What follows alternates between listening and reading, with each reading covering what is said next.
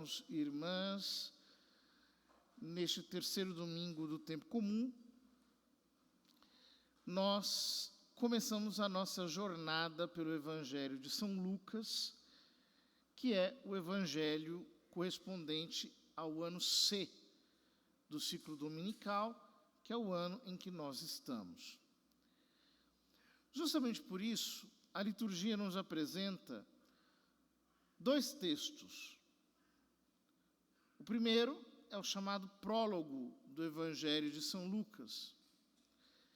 E o segundo, logo na sequência, é o início do ministério público de Jesus, segundo São Lucas. O prólogo. São Lucas começa dizendo: muitas pessoas já tentaram escrever a história dos acontecimentos que se realizaram entre nós, como nos foram transmitidos por aqueles que, desde o princípio, foram testemunhas oculares e ministros da palavra. Ou seja, São Lucas está nos dizendo duas coisas. A primeira é que ele não é uma testemunha ocular. Ele escutou a pregação de outros. Ele pertence, por assim dizer, a uma segunda geração. E também ele está dizendo que outros já tentaram escrever a história. Nós sabemos que quando São Lucas escreve o seu evangelho, já estava em circulação o evangelho de São Marcos.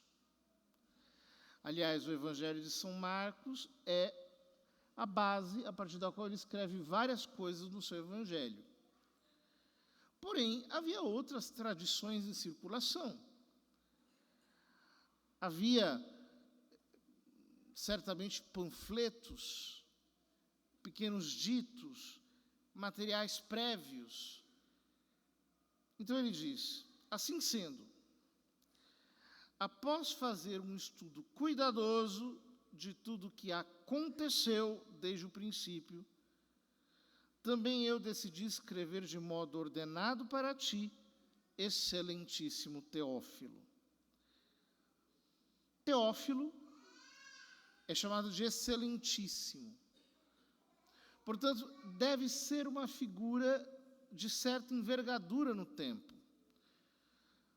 Um homem, possivelmente, de condições econômicas confortáveis e que também, possivelmente, financiou o trabalho de escrita de São Lucas.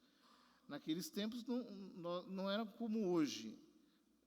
Os pergaminhos custavam muito caro, as tintas para escrever custavam muito caro, sobretudo se fosse necessário fazer algum tipo de investigação e viajar, por exemplo, isso tudo era muito caro. Então, possivelmente, Teófilo é alguém que financiou esse trabalho do evangelista. Mas ele diz: após fazer um estudo cuidadoso de tudo o que aconteceu, eu decidi escrever de modo ordenado. Ou seja, o que São Lucas faz, e ele mesmo diz, é tomar um material, tomar uma tradição precedente e colocá-la dentro de certa ordem, organizá-la. Mas não uma tradição qualquer. Ele diz, de tudo que aconteceu desde o princípio. Ou seja, a nossa fé não é uma crendice. Nós não estamos falando sobre hipóteses, sobre teorias. O que nos interessa é o que aconteceu. Por isso, quando nós lemos as Escrituras, nós procuramos chegar o máximo possível na realidade.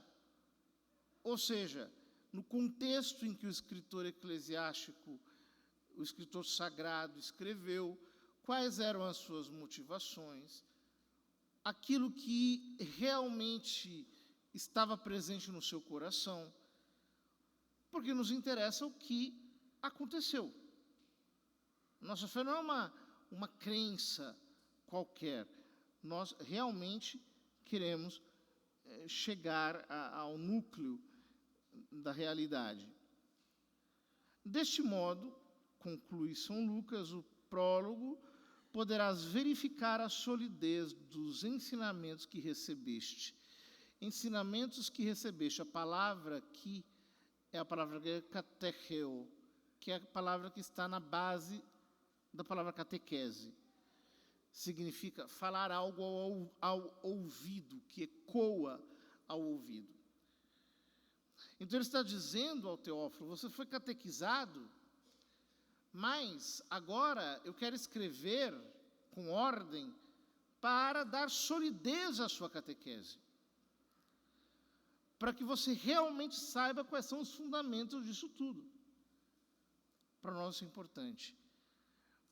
Porque nós precisamos sempre olhar as Sagradas Escrituras com esse desejo de chegar a Cristo, que é o fundamento de tudo.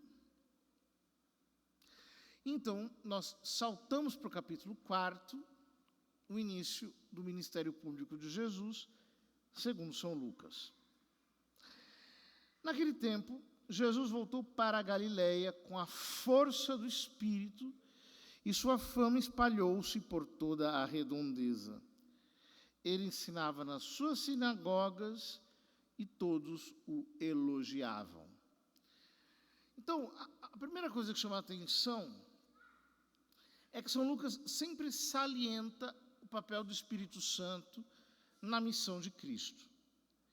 Ele vem com o poder do Espírito Santo. Ele tinha sido batizado. No seu batismo, o Espírito se manifestou de maneira corpórea, como se fosse uma pomba. E então, cheio do Espírito, ele vai para a Galileia. E começa a pregar nas sinagogas. Ele é um pregador itinerante. Ele é um anunciador da palavra, um mensageiro. Ele vai de sinagoga em sinagoga anunciando, sua fama começa a se espalhar, todos começam a falar bem dele, então ele vai a Nazaré. Veio à cidade de Nazaré, a vilazinha de Nazaré, onde se tinha criado. Conforme seu costume, entrou na sinagoga no sábado e levantou-se para fazer a leitura. Jesus era judeu. Os judeus, no século I, e até um pouco antes, no século I antes de Cristo, começaram a cultuar a Deus também nas sinagogas. No judaísmo nós tínhamos, nesse período, duas estruturas religiosas básicas. O Templo de Jerusalém, que era exclusivo, era um só, o Templo de Deus, aonde se ofereciam sacrifícios. Os sacerdotes ofereciam o sacrifício no templo. E nós tínhamos as sinagogas. As sinagogas eram lugares onde não se fazia sacrifício, onde a única coisa que se fazia era a leitura da palavra de Deus e o louvor a Deus através da recitação do canto dos salmos. E era costume na sinagoga que se lesse sempre um trecho da Torá, que é a parte principal do Velho Testamento, são os 5 primeiros livros da Bíblia, e se lesse também um escrito dos profetas. Ali em Nazaré, eles não deviam ter muitos escritos dos profetas, possivelmente tinham só o de Isaías mesmo, que era o mais difundido. A leitura da Torá geralmente era feita pelo rabino. E a leitura dos profetas podia ser feita por um convidado. Então, é nesse contexto que Jesus se levanta para a leitura. Possivelmente o rabino, já conhecendo a fama, sabendo que todos o elogiavam, ele se tornava, digamos, uma pequena celebridade, alguém já o conhecia. Então, o rabino o chama para ler. Deram-lhe o livro do profeta Isaías. Abrindo o livro, Jesus achou a passagem, ou seja, ele procurou a passagem em que está escrito. Então, nós começamos aqui a leitura dos primeiros versículos do capítulo 61 de Isaías. O Espírito do Senhor está sobre mim, porque Ele me consagrou com a unção, para anunciar a boa nova aos pobres. Enviou-me para proclamar a libertação aos cativos e aos cegos a recuperação da vista, para libertar os oprimidos e para proclamar um ano da graça do Senhor. Estes versículos do profeta Isaías estão na terceira parte do livro do profeta Isaías. Essa terceira parte, escrita por volta de 450 anos antes de Cristo, é uma parte muito interessante porque recolhe os ditos de um profeta na tradição de Isaías para aqueles que voltam da Babilônia. Então, se nós lembramos bem, Judá, cuja capital era Jerusalém, teve a sua elite e parte do seu povo deportado para a Babilônia. Eles passam na Babilônia durante aproximadamente 73 anos. Acontece uma mudança de império. O Império Medo-Persa, aliás, o Império Persa, conquista a Babilônia e o rei Ciro autoriza os judeus a voltarem. Só que muita gente não queria mais voltar. Já tinha se estabelecido na Babilônia, tinha feito a vida na Babilônia, estava com a vida estável, já tinha alcançado uma certa segurança financeira. Então, os profetas começam a dizer, voltem para a terra, porque senão vocês vão perder o culto a Deus aqui na Babilônia. Vocês vão começar a adorar Marduk, vão começar a adorar as divindades aqui da Babilônia. O que acontece? Parte dessa população volta. Quando eles chegam à terra, eles têm uma grande decepção. Por quê? Todo o território foi conquistado pelos povos vizinhos. Então, estavam ali os moabitas, os amonitas, os edonitas e outros povos, e já tinham colocado o culto dos seus deuses ali. Estava aquela bagunça, tudo literalmente ao Deus dará. E diante dessa decepção, o profeta diz, o Espírito do Senhor está sobre mim. Ele me consagrou com a unção. Jesus, apropriando-se dessa palavra, está se referindo ao seu batismo, em que ele foi consagrado, em que se manifesta publicamente aquilo que o Pai quer dele. Ele me consagrou com a unção para quê? Para anunciar a boa nova, para anunciar o Evangelho, para anunciar uma notícia boa para os pobres. Que notícia boa é essa? A libertação dos cativos, aos cegos, a recuperação da vista, a liberdade para os oprimidos e para proclamar um ano da graça do Senhor. ano da graça. A que Jesus está se referindo aqui?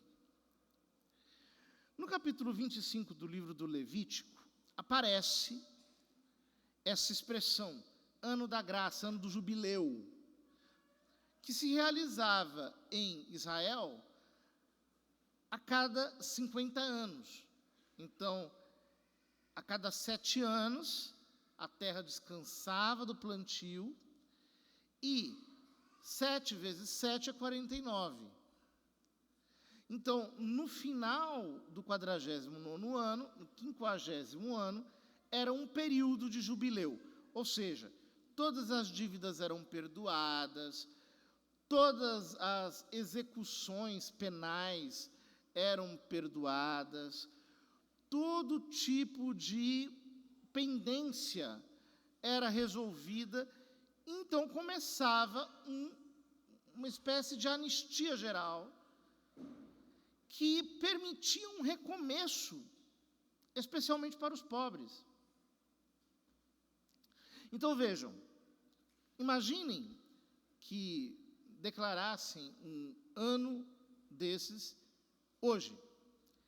E todas as suas dívidas dos bancos são perdoadas, todas as suas dívidas de cartão de crédito, todas as dívidas de consórcios, financiamentos, tudo perdoado, zero, você não deve mais nada. Você que perdeu a sua casa numa hipoteca, etc., vai voltar para a sua casa. Tudo começa de novo.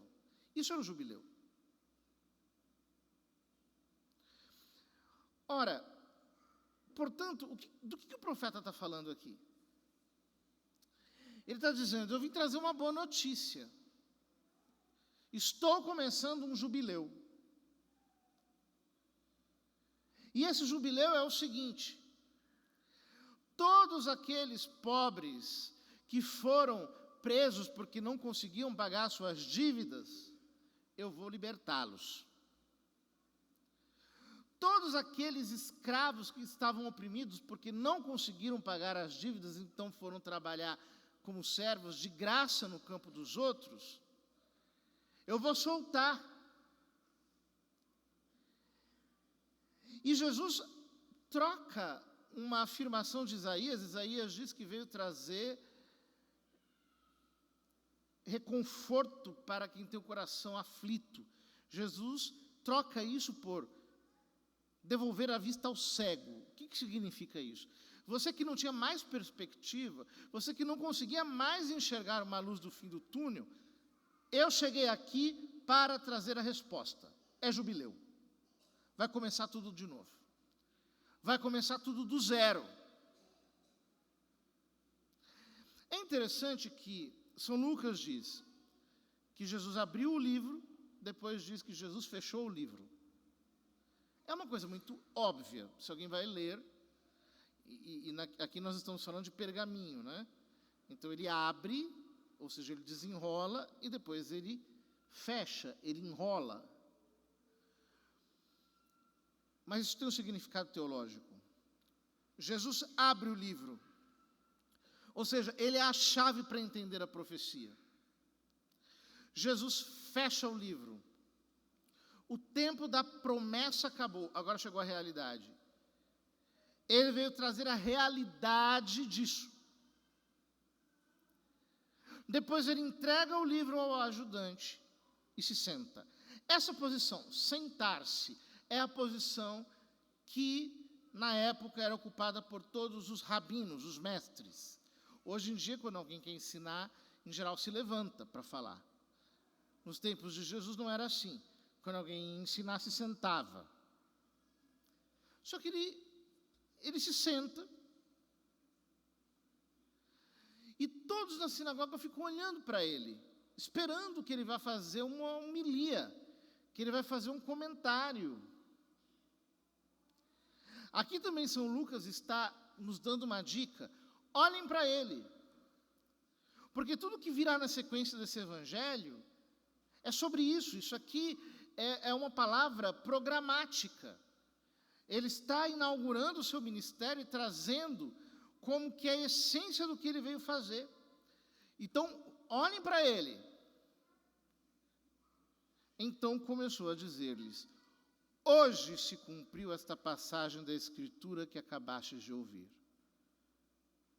Ou seja, está aberto o jubileu. Deus se fez homem. Como diz São Paulo, Cristo estava reconciliando consigo mesmo todas as coisas em Deus. Ele é aquele que veio para nos levar a uma espécie de regênesis, para começar de novo. E nós, como povo de Deus, temos que estar aqui diante da sua palavra, atentos ao seu ensino, porque ele vai ensinar e ele vai fazer, pelo poder do Espírito Santo. Ele vai nos levar a receber tudo isso através da oração. Ele vai nos fazer entender que Deus é amor e misericórdia e que Ele vem para nos perdoar de todos os nossos pecados. Ele vem para mostrar que Ele morre em nosso lugar, para que nós possamos viver com Ele. Em outras palavras, queridos irmãos, nós temos que ter esperança. Um cristão não tem direito a não ter esperança. Talvez você muitas vezes diga: nossa, cheguei ao fim da linha, não tem mais jeito, acho que para mim não tem solução. Mas Jesus veio para dizer: eu tenho uma notícia nova para te dar, eu cheguei.